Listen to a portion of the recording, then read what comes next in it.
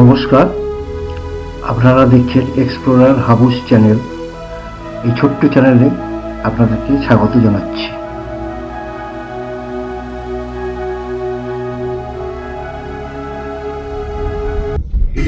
Eden resort থেকে আমরা বেরিয়ে পড়লাম। আমরা এখন যাচ্ছি ঊনকোটির উদ্দেশ্যে। পথে এই পাহাড়ি ইয়েতে বাঁকে বাঁকে কি সুন্দর অপূর্ব দৃশ্য দেখুন। একদিকে গভীর খাদ আর একদিকে জঙ্গল, তার মাঝখান দিয়ে আমরা চলেছি। রমদা, আমাদের এখান থেকে ঊনকোটি যেতে কতক্ষণ টাইম লাগবে বলো? এখান থেকে মোটামুটি খুব ধীরে সুস্থে গেলেও 3 ঘন্টার মধ্যে পৌঁছে যাব। 3 ঘন্টায় পৌঁছে যাবো। তা 7:40 রওনা দিয়েছি, হ্যাঁ। আশা করছি 11টার মধ্যে পৌঁছে যাব। 11টা। হ্যাঁ, 11টা। তারপরে ঊনকোটিতে দেখতে অন্তত 2 থেকে 2.5 ঘন্টা তো লাগবে, টাইম লাগবে। হ্যাঁ, ঠিক। তারপরে যেমন প্ল্যান আছে সেই অনুযায়ী করা যাবে। ঠিক। আর শারীরিক সুবিধা অসুবিধাগুলো একটু দেখতে হবে। আমরা তো একটু বয়স্ক লোক, আমাদের সেইভাবেই চলতে হবে। সেইভাবেই চলতে হবে। ঠিক ঠিক ঠিক ঠিক। চলুন যাই, চলুন। হ্যাঁ, চলুন।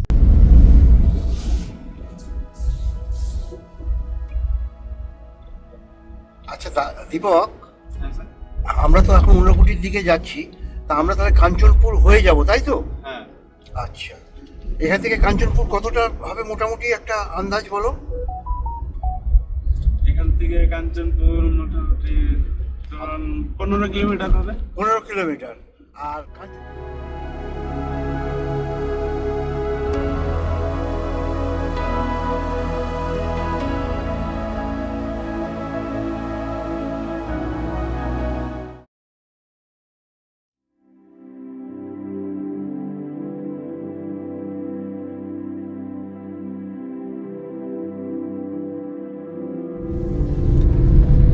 মাছামারা ফরেস্ট রেঞ্জের মধ্যে দিয়ে আমরা চলেছি। সুন্দর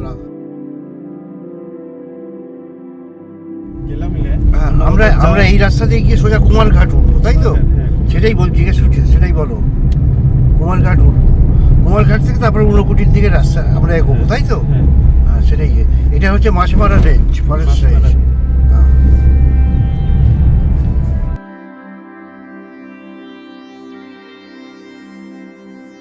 এই জায়গাটার নাম হচ্ছে উগলছড়া। উগলছড়া ইয়ের উপর দিয়ে আমরা এখন চলেছি।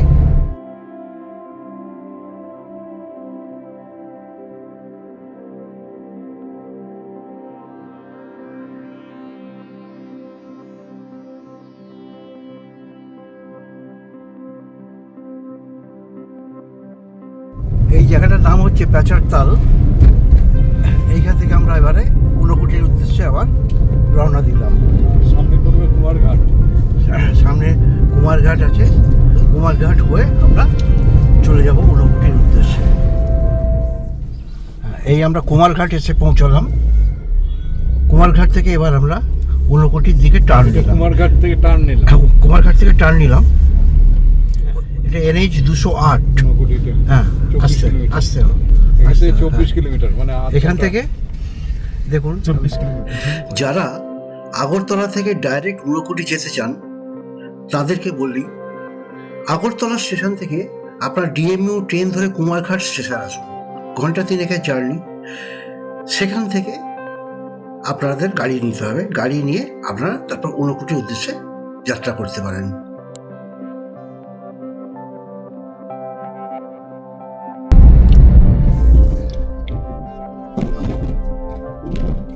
আমরা এগিয়ে চলেছি ন্যাশনাল হাইওয়ে 208 ধরে। কুমারঘাট যে ফরেস্ট রেঞ্জ, এই রেঞ্জের মধ্যে দিয়ে আমরা এখন ঊনকোটির উদ্দেশ্যে এগিয়ে চলেছি।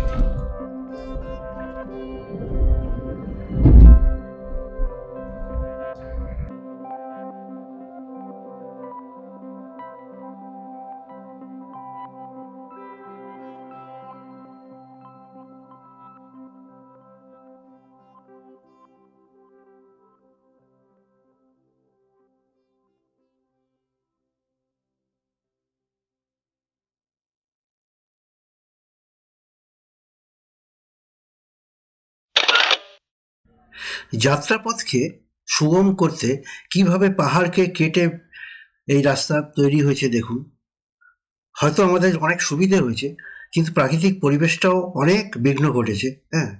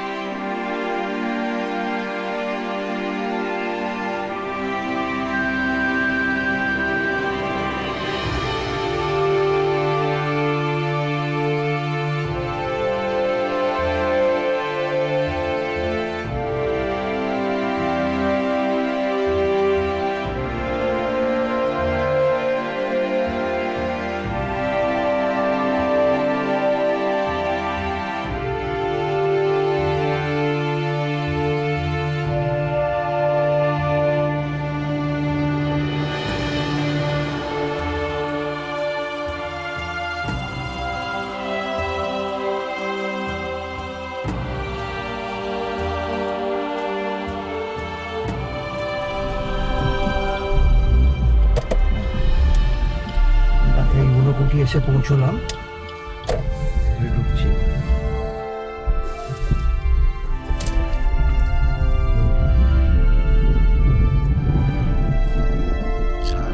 জঙ্গলের মাঝখান দিয়ে রাস্তা আছে মন্দিরের দিকে।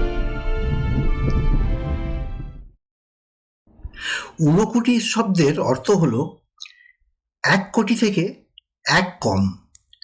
কিন্তু এই জায়গাটির নাম কেন ঊনকোটি হলো, সেই প্রসঙ্গে বিস্তারিত পরে আমরা আলোচনা করছি। চলুন আগে আমরা এই ঊনকোটি প্রাঙ্গণে প্রবেশ করি।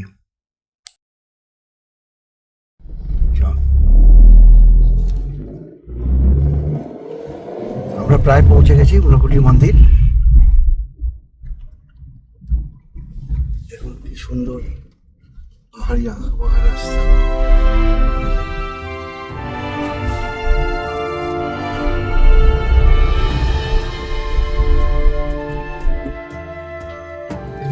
এই মন্দির এসে পৌঁছেছে। এই মন্দিরের মূল দরওয়াজা, বাঁদিকে টিকিট কাউন্টার।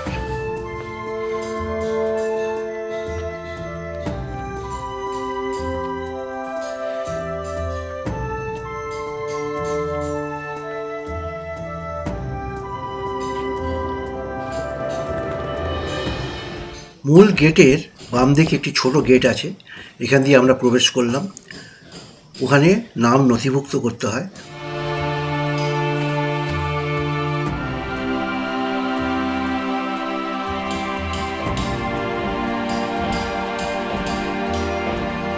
কটা থেকে কটা অবধি খোলা থাকে এটা? সকাল 6টা থেকে 5টা পর্যন্ত। 6টা থেকে 5টা পর্যন্ত। আচ্ছা আচ্ছা।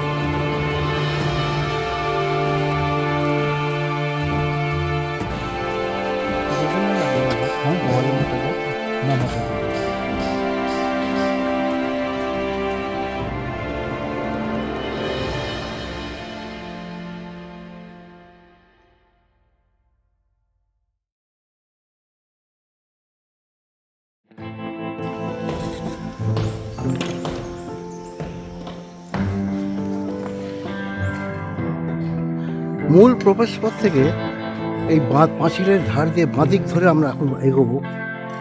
এগিয়ে আগে এই দিকটা দেখব। চলুন দেখি।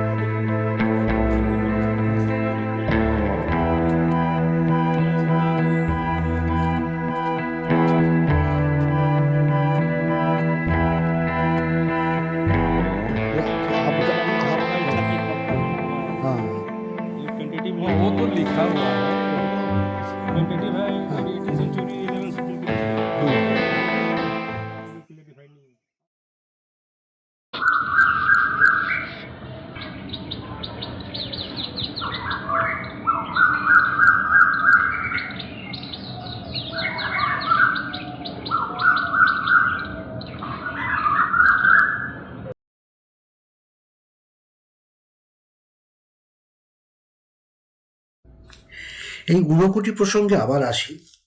এই নামটা এসেছে হিন্দু পুরাণ অনুসারে, যেটা প্রচলিত আছে যে শিব একবার দেবদেবীদের নিয়ে একবার কাশী আসছিলেন এবং এই স্থানে রাত্রি যাপন করেছিলেন, কিন্তু তিনি বলেছিলেন পরের দিন সূর্যোদয়ের পূর্বে এই স্থানটা আমাদের ত্যাগ করতে হবে। কিন্তু সকালে উঠে তিনি দেখলেন তিনি ছাড়া আর কেউই ঘুম থেকে ওঠেননি। তখন শিব খুব ক্রোধিত হয়ে এই 1 কোটি দেবতাদের, মানে তিনি ছাড়া, অর্থাৎ একটি কম ছাড়া 1 কোটি, মানে যেটা ঊনকোটি বলা হচ্ছে আর কি, তাদের অভিশাপ দেন এবং তারা তৎক্ষণাৎ প্রস্তরীভূত হয়ে যান।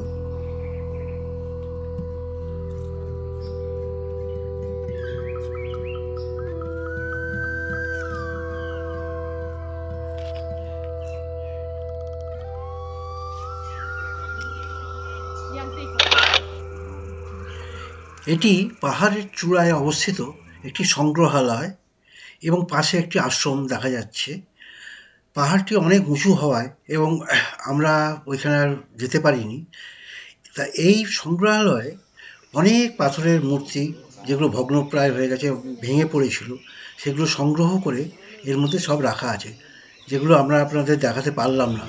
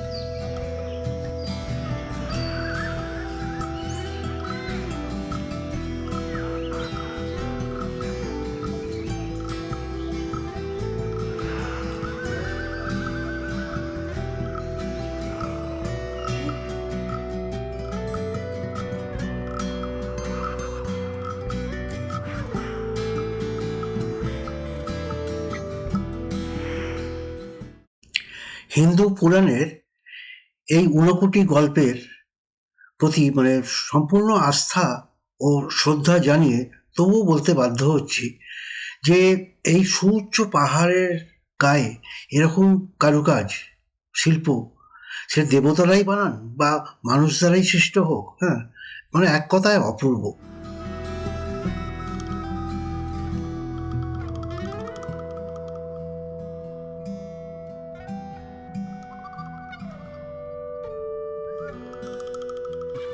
হ্যাঁ, এখানটা ওই নিচে, হ্যাঁ নিচে দেখুন, এখানে জল, ওই যে ওখানে এই যে মেয়েরা এটি সীতাকুণ্ড। চলো।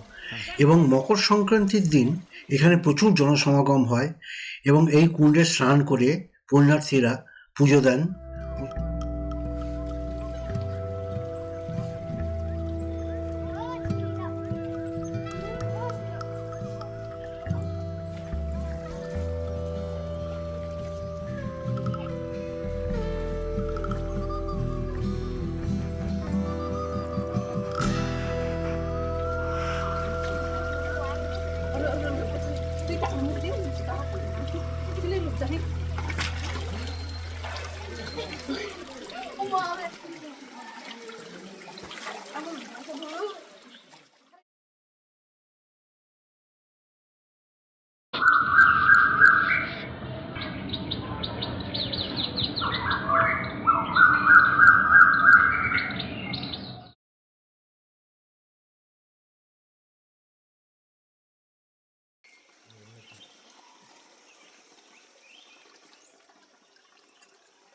আমার এই প্রতিবেদনটি যদি আপনাদের ভালো লেগে থাকে তাহলে শেয়ার করে দেবেন, লাইক করে কমেন্ট দেবেন এবং চ্যানেলে যদি নতুন হয়ে থাকেন দয়া করে সাবস্ক্রাইব করে দেবেন।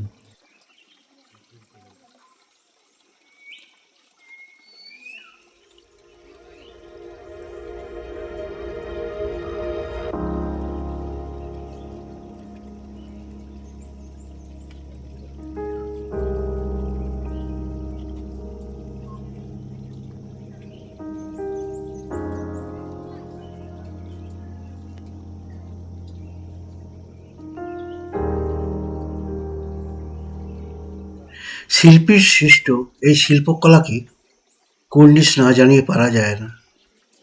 প্রায় 9 মিটার উচ্চতা বিশিষ্ট এই পাথরের গায়ে খোদাই করে এই যে শিবের মূর্তিটি যেটা করা হয়েছে, এক কথা অপূর্ব, অসাধারণ।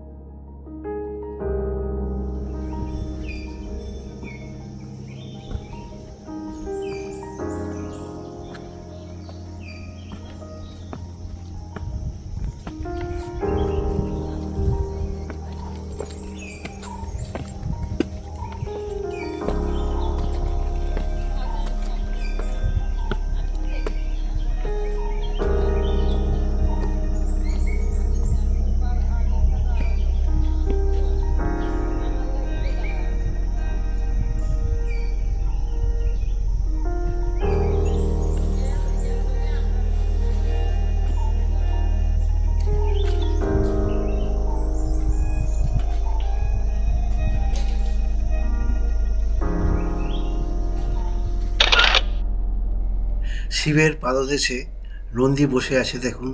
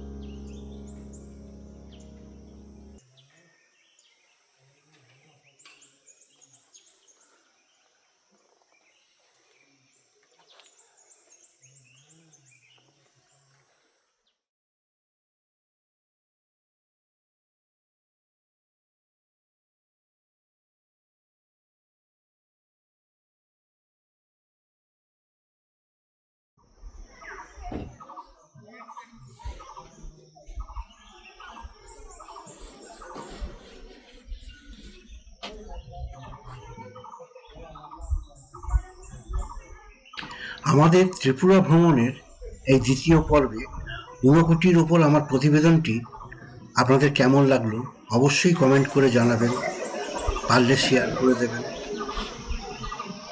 খুব শীঘ্রই তৃতীয় পর্বে ত্রিপুরার বাকি দ্রষ্টব্য স্থানগুলি আপনাদের দেখাবো।